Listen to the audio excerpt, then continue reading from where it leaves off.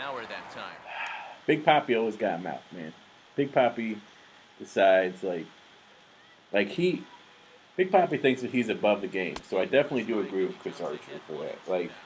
This is a guy who has taken arguably, allegedly, not arguably, allegedly taken steroids in the past and been given nothing, no type of investigation has really happened that we know of.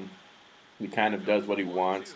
Like he dropped the F bomb at Fenway Park after what was it that Boston bombing, whatever. So I don't really understand how he can do that, and then no like consequences for that, and then he gets mad about people showing emotion and stuff, but he shows emotion all the time, with his little bat swing and his flipping the bat and taking forever to run around the bases, and this and that, and it's just like, oh. Downstairs, 2 balls and no strikes. Very patient here in these opening few innings. And I think that's exactly what they're going to need to do. The more hitters counts that you can get yourself in, the more fastballs you're going to see. And this is a good fastball hitting. I have to say that, yes, it was uncalled for Ortiz to throw the bat and do all that type of stuff. But Chris Archer, at the same time, is a huge hypocrite. He's the same person that struck out Nava and did a huge type of celebration. Yes, true. But Chris Archer, okay. I don't know. It seems like more often than not, it's Brantley is right there. 1 gone. More often than not, it's actually like a problem for pitchers to show emotion, but batters can show emotion without any consequence. Yes, he struck out. What was it? Nava? Yeah, he struck out Nava and he kissed his biceps and stuff like that.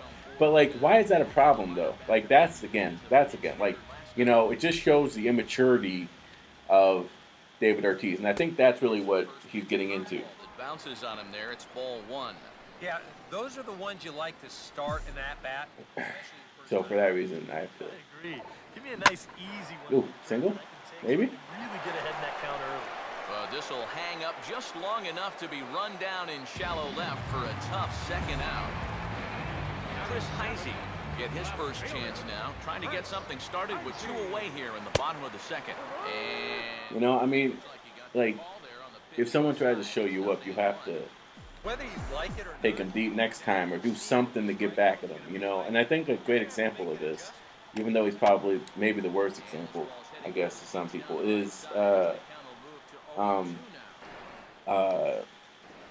what's his name? Jeez, what's his name? A-Rod. You remember when he got beamed by, who was it? Ryan Dempster, I think. I might actually beat this out. No way!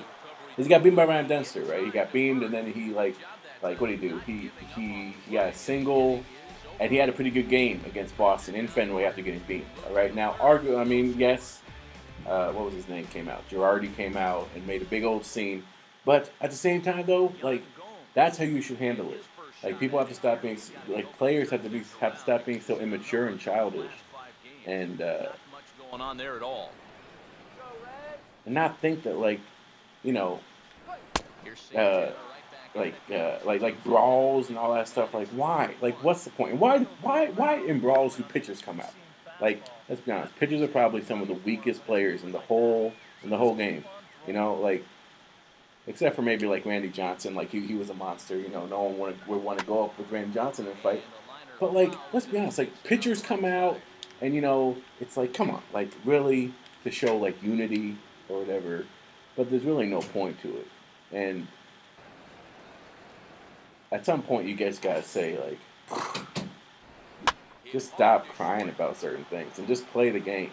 I would love to see if a whole team decides, but it goes back to management too. But if a whole team decides to just go out and have a brawl because their player got hit and stuff like that, then that whole team should just be suspended for the next game.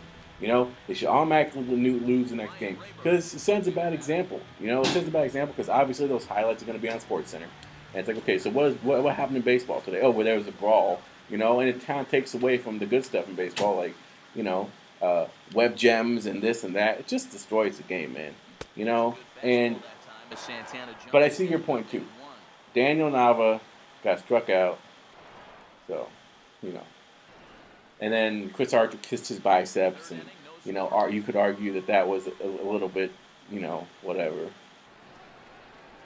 But man, where's that like competitive edge? You know, where's that like that? Yeah, competitive edge. That's a perfect word. I'm not even gonna take that away. That competitive edge. When Carlos Gomez hits that home run in the first inning and admires it, and then freaking Brian McCann wants to block the place, you know, and get in his face and stuff like that. Like, Next time, you know what?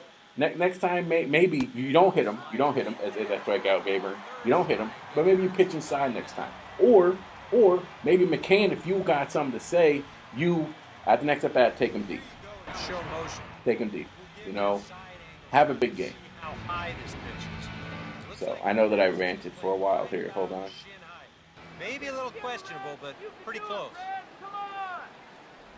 Good move. Right? They never happen in basketball or football. Well, if they happen in football, you know, well, yeah. Good tempo to him out there, right? Yeah, true. They never happen in basketball. And I don't know why that is.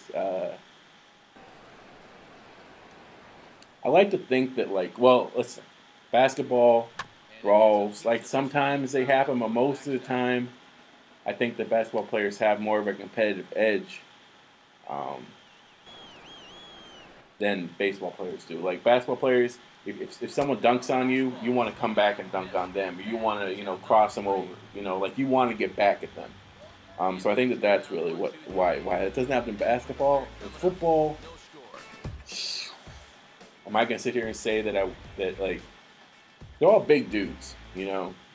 And I think that even with all the testosterone going on in football, I don't know. I mean, that's a great point. It doesn't happen in football. Like, I don't know why it wouldn't, because with all the off-field issues that football has to deal with the, you know, the domestic abuse or whatever allegedly, and you know, club violence and this whole like hood quote unquote mentality that football has to deal with. It's like really surprising that there aren't more fights in the game, and maybe it's just because the game is so well monitored, you know, and it's just very clean cut. You know what you're gonna do, and it's like, I don't know. I think that for all the slack that the NFL gets for the off-field issues, on the field, it's probably one of the most controlled games in the whole world of sports. You know, like, the refs at the end of the day don't get in people's faces, but they don't have to, because the coaches teach their players how to act on the field. On the field, they teach them how to act. And I think that that's something that then really needs to be thought of and kind of processed in terms of baseball as well, because baseball managers have to be accountable too. You know, and that kind of goes into what's up, Docky? And that kind of goes into like Tony La Russa and these other guys getting into the Hall of Fame, which maybe I'll go into. I don't want to make anyone mad. But, like, managers need to be held accountable, too. Like, ooh, I may actually run this. Is that? Oh, that's foul. Because, like, okay, for Tony La Russa, for example, in 2 of his teams, he's had players that have been caught using steroids, all right? And yet, he argues, oh, well, I had no idea what was going on. How do you not know what's going on? You know, how do you not know what's going on in your own clubhouse? It's just outrageous, you know? But at the same time, you look at football, and you know, and the head coach in football knows what's going on the field. And they coach their players to do what they need to do on the field. But in baseball, like, you know, the whole idea that you have grown men arguing over a stupid, like, strike call or, like, oh, you're out, or whatever, is ridiculous. It's ridiculous. And there's no need for it to happen in baseball at all. And it's like, oh, it's so disgusting every time I see it. Every time I see it, it's so disgusting. This whole, I mean, yes, I'm on Chris Archer's side and David Price's side because I don't like Big Papi. I think the Big Papi kind of gets babied and no one really tells them what's going on. But at the end of the day, they're at fault too. You know, they're at fault too. They're involved in brawls. They're involved in all this little drama, you know, so. So, yeah, that's that. Hopefully I didn't rant for, like, years and years. I had to focus on this game here. Kind of been like pressing buttons and hoping that it works out. Throw to first in time, one gone here in the fourth. Michael Brantley will dig in. 0 for 1 here in this. But what do you guys think, man? I mean, what do you guys think about Tony La Russa going into the Hall of Fame? Like, do you like it, or do you think that kind of the conversation should be had that a lot of the players on his teams use steroids and he was quote unquote unaware of it, or was he aware? You know, I mean, there's kind of that double standard. Is it fair to keep players out, but not managers? Can't pull the trigger. And this is something that, again, like me and Dawkins talked about this for a while the other day. Not the other day, but like I think it was like a couple months ago. And we always talk about this too. Whew, what was that noise? Like, in terms of managers in baseball, what do they actually do besides? And again, I'm not calling anyone out. All right, but what do managers actually do in baseball besides set up lineup cards and decide where they're going to hit and run? You know, because they have hitting coaches, they have pitching coaches, they have catching coaches, they have fielding coaches, they have like all these other coaches, they have bullpen coaches, they have all these other coaches. So what are they really there to do? They're basically babysitters, if anything, and they set up the lineup cards. And they, you can argue that they're kind of in charge of scouting, I guess you could say, but that's more the GM's job than anything. Ooh, nice play, Santana. Throw to first, and Santana's got it working here. 2 quick outs.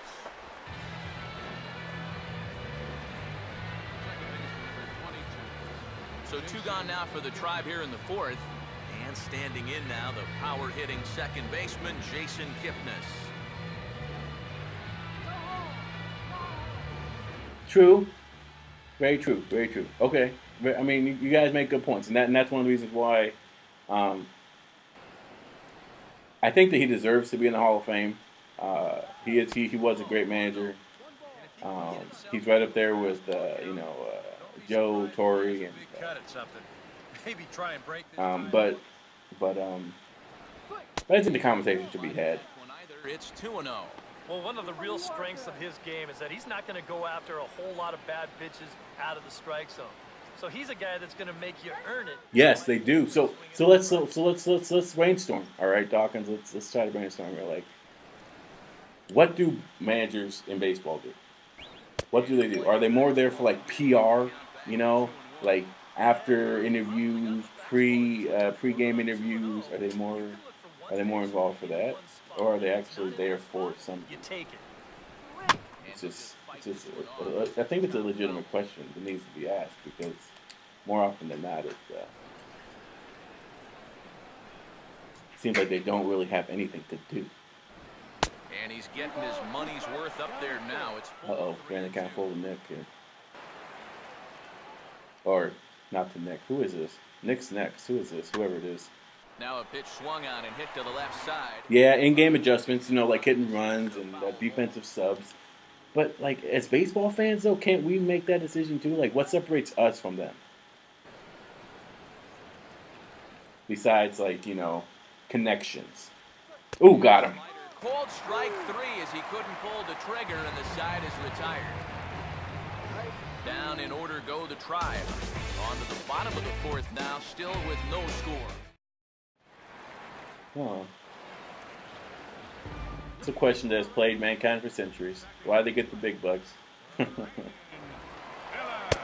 try to crowd him. But at the same time, again, like you look at, like, for example, Melvin of the A's, and you can argue that he's a great coach. He's being able to turn that team around. But is it him? You can say, oh, he's not, like, it's all him. Like, what percentage of the A's turnaround is him? What percentage is Billy Beane? What percentage is the coaches?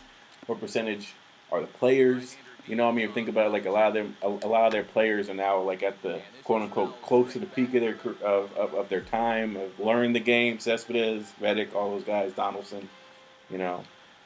So it's a good question as I strike out again. Though the ball did hit the ground, so he'll need to go to first. And he will get there at first, so he reaches on the drop third strike.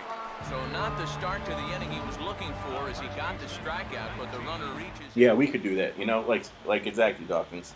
Adjustments, lineups, and going to the pin. But we could do that, you know. Bottom at ninth, who are you going to warm up? Chapman? You know, it's like, okay. Like left-handed batter comes up. Ooh, nasty. Left-handed batter comes up. Are you going to put a right-handed pitcher in there or a left-handed pitcher? How many people know that? In the percentage of baseball. But hey, to be honest, like if I was managing, I'd take all the credit. I take all the credit. So, ooh, should have crushed that.